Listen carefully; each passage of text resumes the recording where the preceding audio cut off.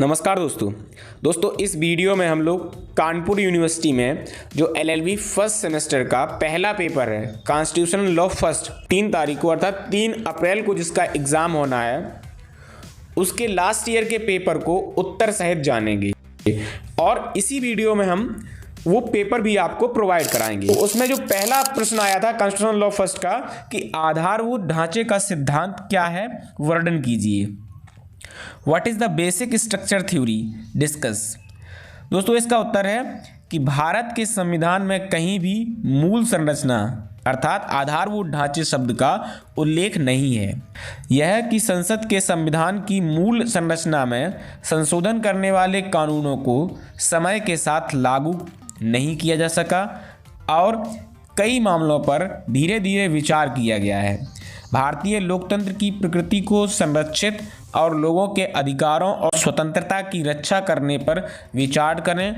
भारतीय संविधान का यह मूल संरचना सिद्धांत संविधान के दस्तावेज की भावना की रक्षा और संरक्षण में मदद करता है। यह केशवानंद भारती मामला था जिसने इस सिद्धांत को दिशा निर्देश में दिया था। ऐसा माना जाता है कि संविधान संशोधन भी भारतीय संविधान की मूल संरचना का आधार नहीं बनाया जा सकता।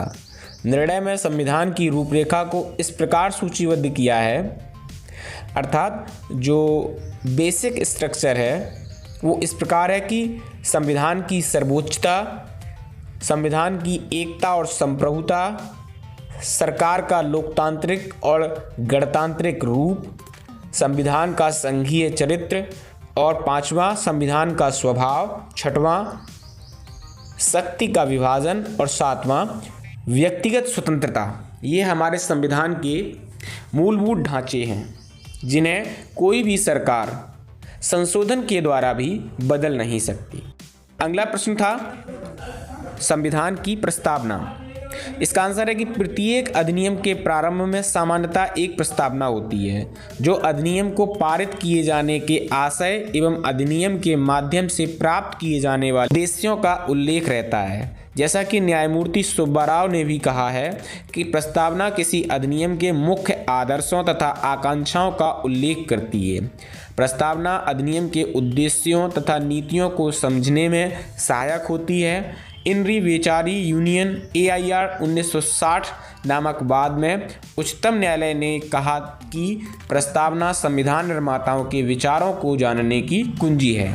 हमारे संविधान की प्रस्तावना है, हम भारत के लोग भारत को एक संपूर्ण प्रभुत्व संपन्न समाजवादी पंथनिरपेक्ष लोकतंत्रात्मक गणराज्य बनाने के लिए तथा उसके समस्त नागरिकों को सामाजिक, आर्थिक और राजनीतिक न्याय, विचार, अभिव्यक्ति, विश्वास, धर्म और उपासना की स्वतंत्रता, प्रतिष्ठा और अवसर की समता प्राप्त करने के लिए तथा उन सब में व्यक्ति की गरिमा और राष्ट्र की एकता और अखंडता सुनिश्चित करने वाली बंधुता बढ़ाने के लिए दृढ़ संकल्प होकर अपनी इस संविधान सभा में आज तारीख 26 नवंबर सन 1949 को एतद द्वारा इस संविधान को अंगीकृत, अधिनियमित और आत्मार्पित करते हैं।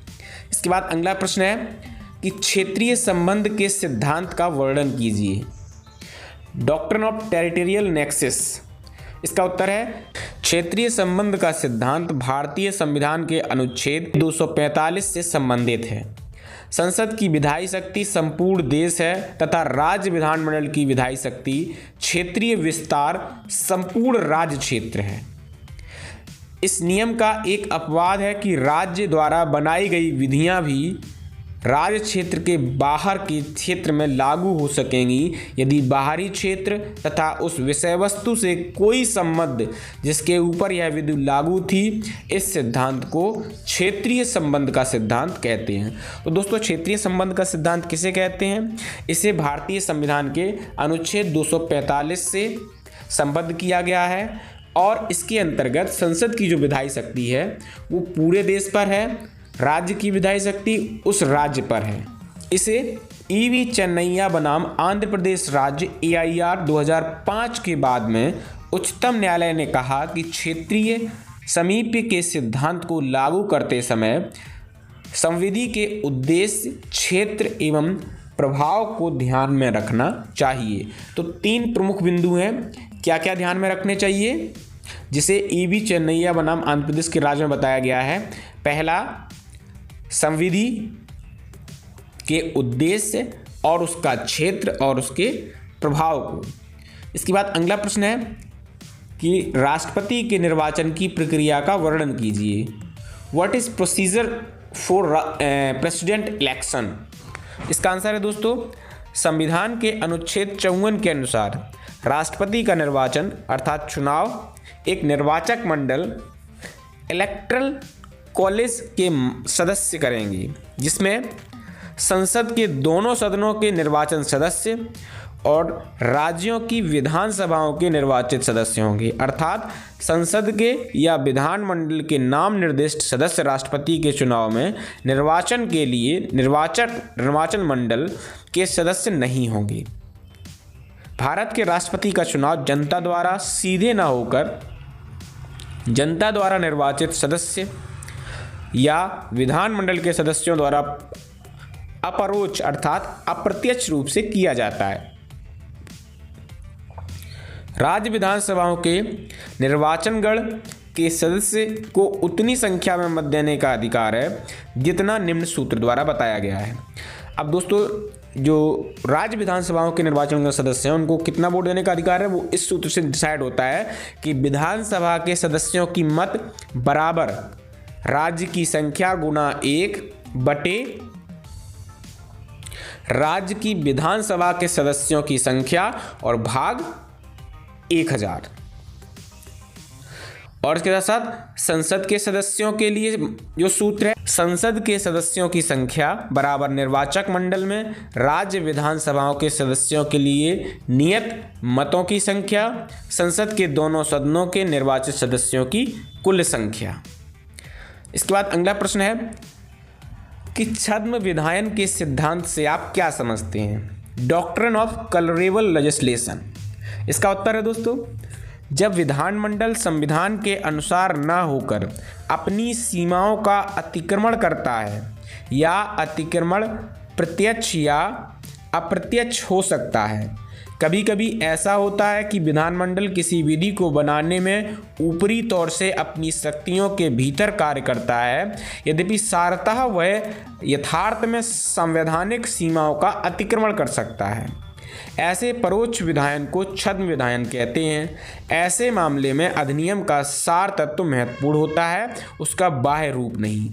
अर्थात विधानमंडल को, चाहे वो राज्य हो या केंद्र हो, उसकी जो सीमाएं बताई गई हैं, जब वो उन सीमाओं को का अतिक्रमण करके संविधान का उल्लंघन करते हुए अपने विधान का निर्माण करता है, या तो वो डायरेक्ट रूप से करे या इनडायरेक्ट रूप से, तो इस प्रकार के विधायन को छद्म विधायन कहा जाता है, अर्थात फरेब से बनाया गया विधान कहा जाता है। दोस्तों, RS जोशी बनाम अजीत मिल्स लिमिटेड के बाद में न्यायाधिपति श्री कृष्ण अय्यर ने छद्म विधायन को परिभाषित करते हुए कहा है कि छद्मता से तात्पर्य अक्षमता से है, अर्थात ऐसा विधायन जो अक्षम है। कोई वस्तु छद्म तब होती है जब वह जैसी प्रकट की जाती है परंतु वास्तव में वैसी नहीं होती। भारतीय शब्दावली में इसे माया कहा जाता है। इसके बाद अगला प्रश्न है, संसद सदस्यों के लिए क्या योग्यताएं हैं। What is qualification to be a member of parliament. जो संसद सदस्य हैं उनकी क्या अर्हताएं, क्या योग्यताएं होती हैं। भारतीय संविधान के अनुच्छेद 84 में बताया गया है कि संसद सदस्यों की क्या अर्हताएं हैं। के अनुसार संसद सदस्यों के लिए निम्न अर्हताएं होंगी। 1 नंबर, वह भारत का नागरिक हो। दूसरा, लोकसभा के लिए 25 वर्ष तथा राज्यसभा के लिए 30 वर्ष की आयु प्राप्त कर चुका हो। तीसरा, संविधान तथा उसके अधीन निहित किसी विधि के लिए निर्धारित अन्य अर्हताएं रखता हो। और चौथा, जो तीसरी अनुसूची में निर्दिष्ट रूप में शपथ लेने अथवा प्रतिज्ञान करने के लिए तत्पर हो। और इसके साथ साथ लोकसभा एवं राज्यसभा के सदस्यों के लिए किसी भी प्रकार की शैक्षणिक योग्यता का प्रावधान नहीं किया गया है, लेकिन अपेक्षा यह है कि ऐसा व्यक्ति ही संसद के सदस्य बने जो उच्च शैक्षणिक योग्यता अथवा अनुभव रखता हो, ताकि वे विधायिका के लक्ष्य पूर्ति में अपना महत्वपूर्ण योगदान दे सकें। इसके बाद अगला प्रश्न है, वित्तीय आपातकाल पर एक संक्षिप्त टिप्पणी लिखिए। What is financial emergency? वित्तीय आपातकाल क्या है? संविधान का अनुच्छेद 360 यह उपबंध करता है, अर्थात जो संविधान के अनुच्छेद 360 है उसमें वित्तीय आपातकाल के बारे में बताया गया है कि वित्तीय आपातकाल क्या होता है। एक नंबर, यदि राष्ट्रपति का यह समाधान हो जाता है कि ऐसी स्थिति उत्पन्न हो गई है जिससे भारत या उसके राज्य क्षेत्र के किसी भाग का वित्तीय स्थायित्व या प्रत्यय संकट में है, तो वह उद्घोषणा द्वारा इस आशय की घोषणा कर सकेगा। खंड 1 के अधीन जारी की गई उद्घोषणा किसी पश्चातवर्ती उद्घोषणा द्वारा वापस ली जा सकेगी या उसमें परिवर्तन किया जा सकेगा। संसद के प्रत्येक सदन के समक्ष वो उद्घोषणा रखी जाएगी और 2 मास की समाप्ति पर यदि उस अवधि की समाप्ति से पहले संसद के दोनों सदनों के संकल्पों द्वारा उसका अनुमोदन नहीं कर दिया जाता तो प्रवर्तन में नहीं रहेगी। इसके साथ परंतु यदि ऐसी कोई उद्घोषणा उस समय जारी की जाती है जब लोकसभा का विघटन हो जाता है या लोकसभा का विघटन उपखंड ग में निर्दिष्ट 2 मास की अवधि के दौरान होता है और यदि उद्घोषणा का अनुमोदन करने वाला संकल्प राज्यसभा द्वारा पारित किया जाता है, किंतु ऐसी उद्घोषणा के संबंध में कोई संकल्प लोकसभा द्वारा उस अवधि की समाप्ति से पहले पारित नहीं किया जाता है, तो उद्घोषणा उस तारीख से जिसको लोकसभा अपने पुनर्गठन के पश्चात प्रथम बार बैठती है 30 दिन की समाप्ति पर, यदि उक्त 30 दिन की अवधि की समाप्ति से पहले उद्घोषणा का अनुमोदन करने वाला संकल्प लोकसभा द्वारा भी पारित नहीं कर दिया जाता तो प्रवर्तन में नहीं रहेगी। उस अवधि के दौरान जिसमें खंड 1 में उल्लिखित उद्घोषणा प्रवर्तित रहती है, संघ की कार्यपालिका शक्ति का विस्तार किसी राज्य की वित्तीय औचित्य संबंधी ऐसी सिद्धांतों का पालन करने के लिए निर्देश देने तक जो निर्देशों में विनिर्दिष्ट किए जाएं और ऐसे अन्य निर्देश देने तक होगा जिन्हें राष्ट्रपति उस प्रयोजन के लिए देना आवश्यक और उचित समझे। इस संविधान में किसी बात के होते हुए भी ऐसे किसी निर्देश के अंतर्गत किसी राज्य के कार्यकलापों के संबंध में सेवा करने वाले सभी या किसी वर्ग के व्यक्तियों के वेतन और भत्तों में कमी की अपेक्षा करने का उपबंध, धन विधेयकों या अन्य ऐसे विधेयकों को जिनको अनुच्छेद 207 के उपबंध लागू होते हैं, राज्य के विधानमंडल द्वारा पारित किए जाने के पश्चात राष्ट्रपति के विचार के लिए आरक्षित रखने के लिए उपबंध हो सकेंगे। राष्ट्रपति उस अवधि के दौरान जिसमें इस अनुच्छेद के अधीन जारी की गई उद्घोषणा प्रवर्तित रहती है, संघ के कार्यकलापों के संबंध में सेवा करने वाले सभी या किसी वर्ग के व्यक्तियों के जिसके अंतर्गत उच्चतम न्यायालय और उच्च न्यायालयों के न्यायाधीश हैं, वेतनों और भत्तों में कमी करने के लिए निर्देश जारी करने के लिए सक्षम होगा। इसके बाद अगला प्रश्न है कि राष्ट्रपति शासन प्रेसिडेंट रूल क्या है? इसका उत्तर है अनुच्छेद 356 के अनुसार संवैधानिक तंत्र के विफलता के आधार पर भारत के किसी भी राज्य पर राष्ट्रपति शासन लगाया जा सकता है। यह 2 प्रकार का होता है। एक, यदि राष्ट्रपति राज्य के राज्यपाल से एक रिपोर्ट प्राप्त करता है या अन्यथा आश्वस्त या संतुष्ट है कि राज्य की स्थिति ऐसी है कि वह राज्य सरकार संविधान के प्रावधानों के अनुसार शासन नहीं चला सकती। दूसरा, अनुच्छेद 365। इस अनुच्छेद के अनुसार यदि कोई राज्य संघ द्वारा दिए गए सभी निर्देशों का पालन करने में विफल रहता है तो राष्ट्रपति शासन लगाया जा सकता है। सरल शब्दों में राष्ट्रपति शासन तब होता है जब राज्य सरकार को निलंबित कर दिया जाता है और केंद्र सरकार सीधे राज्यपाल के कार्यालय केंद्र द्वारा नियुक्त के माध्यम से राज्य का प्रशासन चलाती है। इसे राज्य आपातकाल या संवैधानिक आपातकाल भी कहा जाता है। इसके साथ साथ राष्ट्रपति शासन लगाने के लिए संसदीय अनुमोदन आवश्यक है। किसी भी राज्य पर राष्ट्रपति शासन की उद्घोषणा को संसद के दोनों सदनों में इसके जारी होने के 2 महीने के भीतर अनुमोदित किया जाना चाहिए। अनुमोदन एक साधारण बहुमत के माध्यम से होता है। राष्ट्रपति शासन प्रारंभ में 6 महीने की अवधि के लिए होता है, बाद में इसे हर 6 महीने में संसदीय अनुमोदन के साथ 3 साल की अवधि के लिए बढ़ाया जा सकता है। संविधान के 44वें संशोधन 1978 ने 1 वर्ष की अवधि के बाद राष्ट्रपति शासन लगाने पर कुछ प्रतिबंध लगाए हैं। इसमें कहा गया है कि राष्ट्रपति शासन को 1 वर्ष से अधिक नहीं बढ़ाया जा सकता जब तक कि भारत में राष्ट्रीय आपातकाल है। भारत का चुनाव आयोग प्रमाणित करता है कि राज्य में विधानसभा चुनाव कराने में कठिनाइयों के कारण राज्य में राष्ट्रपति शासन जारी रखना आवश्यक है। अगला प्रश्न है कि मंत्रिपरिषद का सामूहिक उत्तरदायित्व, collective responsibility of council of minister. तो मंत्रिपरिषद के सामूहिक उत्तरदायित्व को परिभाषित करते हुए कहा गया है, मंत्रिपरिषद का सामूहिक उत्तरदायित्व संसदीय सरकार का मुख्य आधार है। भारतीय संविधान ने स्पष्ट उपबंध द्वारा इस सिद्धांत को सुनिश्चित किया है। अनुच्छेद 75(3) के अनुसार मंत्रिपरिषद लोकसभा के प्रति सामूहिक रूप से उत्तरदायी होता है। सामूहिक उत्तरदायित्व का अर्थ है मंत्रीगण अपने कार्यों के लिए टीम के रूप में लोकसभा के प्रति उत्तरदायी होते हैं।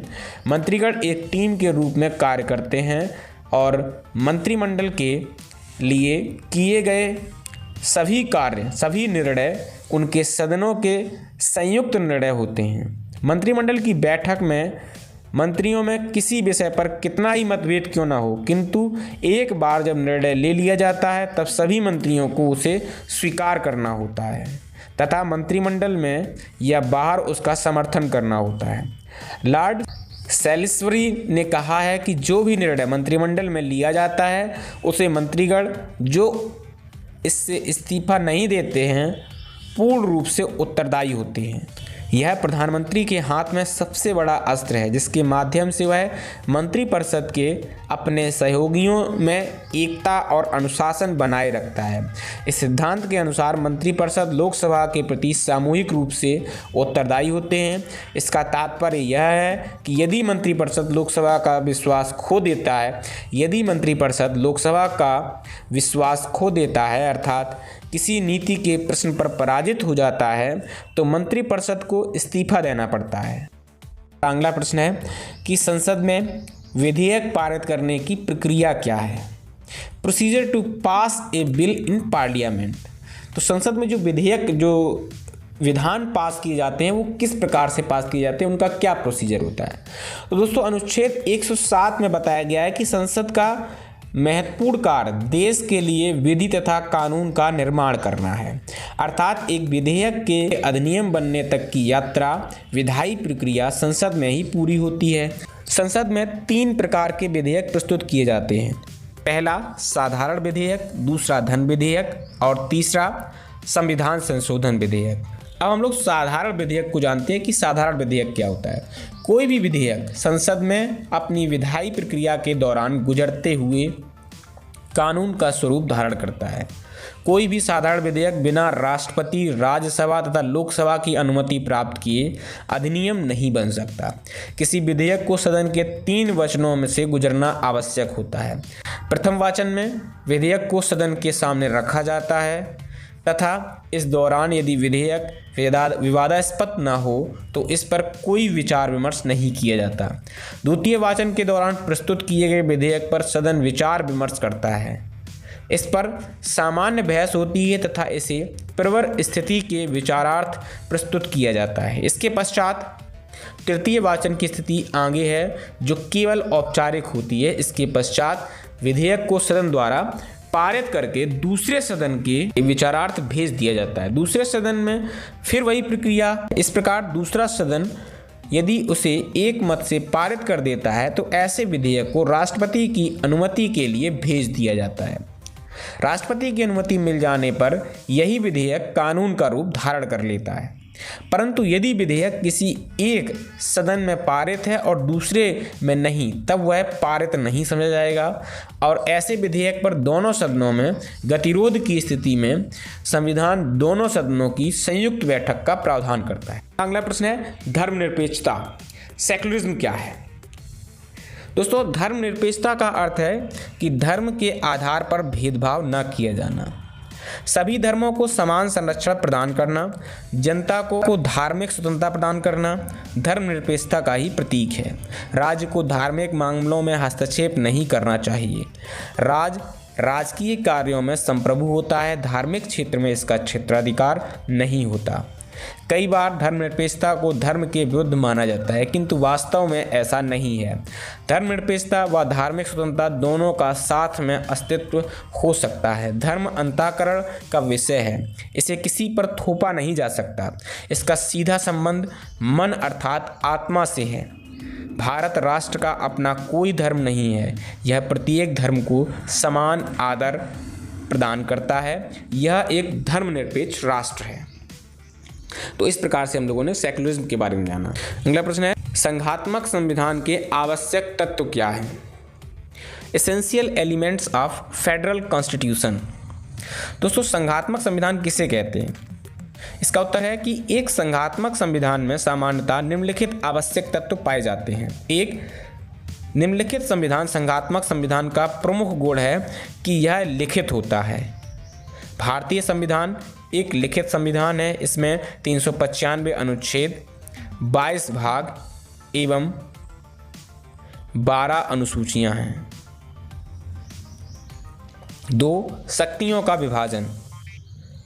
संघीय संविधान का प्रमुख तत्व है शासन की शक्तियों का केंद्र तथा राज्य घटक राज्यों में विभाजित होना।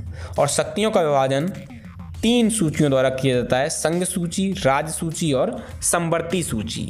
संविधान की सर्वोच्चता, सुप्रीमेसी ऑफ कॉन्स्टिट्यूशन। भारत में लिखित संविधान के प्रावधानों के अनुरूप सभी विधायी, कार्यपालिकीय तथा न्यायिक कार्यों का संचालन होता है और भारत में संविधान सर्वोच्च विधान है। चौथा, न्यायपालिका की स्वतंत्रता तथा सर्वोच्चता। हमारे संविधान में स्वतंत्र न्यायपालिका का प्रावधान है। न्यायपालिका की स्वतंत्रता को सुनिश्चित करने के लिए इसकी पदावधि, वेतन सुनिश्चित हैं। इसके निर्णयों की आलोचना से संबंधित प्रतिबंधात्मक उपाय भी संविधान में हैं। न्यायपालिका की सर्वोच्चता को संविधान में मान्यता दी गई है और संविधान की परिवर्तनशीलता लिखित संविधान स्वभावतः अनम्य होता है। 5वां है संविधान की परिवर्तनशीलता। लिखित संविधान स्वभावतः अनम्य होता है। भारतीय संविधान में अन्य संघात्मक संविधानों की भांति संशोधन की एक विशेष प्रक्रिया संविधान के अनुच्छेद 368 में निर्धारित की गई है। इसके बाद हम लोग चलते हैं अगले प्रश्न पर। हमारा अगले प्रश्न है उपराष्ट्रपति कौन होता है और इसके प्रमुख कार्य क्या हैं? दोस्तों, इसका उत्तर है कि संविधान के अनुच्छेद 63 में कहा गया है कि भारत का एक उपराष्ट्रपति भी होगा। उपराष्ट्रपति का निर्वाचन संसद के दोनों सदनों के सदस्य मिलकर आनुपातिक प्रतिनिधित्व पद्धति के अनुसार एकल संक्रमणीय मत द्वारा करेंगे और ऐसे निर्वाचन में मतदान गूढ़ सलाका द्वारा होगा। राष्ट्रपति के निर्वाचन में राज्य विधानमंडल के सदस्य भी भाग लेते हैं, जबकि उपराष्ट्रपति के निर्वाचन में केवल संसद के सदस्य ही भाग लेते हैं। ऐसा उनके कार्यों को देखते हुए किया जाता है। उसका मुख्य कार्य राज्यसभा की बैठकों की अध्यक्षता करना है। उपराष्ट्रपति के निर्वाचन से संबंधित किसी विषय का विनियमन संसद विधि बनाकर कर सकती है। उसके निर्वाचन से संबंधित सभी शंकाओं और विवादों की जांच और विनिश्चय उच्चतम न्यायालय करेगा और उसका निर्णय अंतिम होगा। अर्थात किसका? उच्चतम न्यायालय का। इसके साथ साथ उपराष्ट्रपति के कार्य क्या होंगे? उपराष्ट्रपति के कार्य, उपराष्ट्रपति राज्यसभा का पदेन सभापति होगा। उसका सामान्य कार्य राज्यसभा की बैठकों की अध्यक्षता करना है। उपराष्ट्रपति चूंकि राज्यसभा का सदस्य नहीं होता, अतएव उसे मतदान का अधिकार नहीं है, किंतु सभापति के रूप में निर्णायक मत देने का अधिकार प्राप्त है। संविधान में उपराष्ट्रपति का महत्व इस नाते है कि जब कभी भी राष्ट्रपति का पद किसी कारणवश रिक्त हो जाता है तो वह राष्ट्रपति के कार्यों को तब तक संपादन करेगा जब तक कि नए राष्ट्रपति का निर्वाचन नहीं हो जाता। जब उपराष्ट्रपति राष्ट्रपति के रूप में कार्य करता है तो उसे राष्ट्रपति की सब शक्तियाँ, उन्मुक्तियाँ, उपलब्धियाँ, भत्ते तथा विशेषाधिकार का अधिकार प्राप्त होगा। दोस्तों ये थे हम लोगों के जो प्रश्न जो लास्ट ईयर 2020 में जो 19-22 बैच का एग्ज़ाम हुआ था उसमें कॉन्स्टिट्यूशन लॉ फर्स्ट में शॉर्ट आंसर आए थे। इसके बाद दोस्तों हम लोग लॉन्ग आंसर को देखते हैं कि लॉन्ग आंसर कौन कौन से आए थे। तो सेक्शन बी में दोस्तों 4 लॉन्ग आए थे जिनमें से 2 करने थे और सेक्शन सी में भी 4 आए थे जिनमें से 2 करने थे। पहला था कि संविधान से आप क्या समझते हैं, भारत के संविधान की मुख्य विशेषताओं का वर्णन कीजिए। दूसरा था तत्व और सार के सिद्धांत की केंद्र तथा राज्यों में विधायी शक्तियों के वितरण के संबंध में विवेचना कीजिए। चौथा था संसद के सदस्यों की शक्तियों, विशेषाधिकारों एवं उन्मुक्तियों की संक्षेप में विवेचना कीजिए। पांचवा था अनुच्छेद 352 के अंतर्गत राष्ट्रपति किस आधार पर आपातकाल की उद्घोषणा कर सकता है, इस प्रकार की उद्घोषणा का क्या प्रभाव पड़ता है। इसके बाद सेक्शन सी में 4 थे, लोकसभा का सदस्य होने की योग्यताओं एवं अयोग्यताओं को संक्षेप में बताइए। 7वां था उन संभावनाओं की विवेचना कीजिए जिनके अंतर्गत राष्ट्रपति अध्यादेश घोषित कर सकता है, क्या इस अधिकार पर कोई प्रतिबंध है। और 8वां था धन विधेयक को पारित करने की प्रक्रिया का वर्णन कीजिए एवं साधारण विधेयक तथा धन विधेयक में अंतर बताइए। राज्य सूची के किसी विषय के संबंध में कानून बनाने की संसद की शक्ति का वर्णन कीजिए। तो ये हो गया हमारा LLB फर्स्ट सेमेस्टर का लास्ट ईयर का पेपर।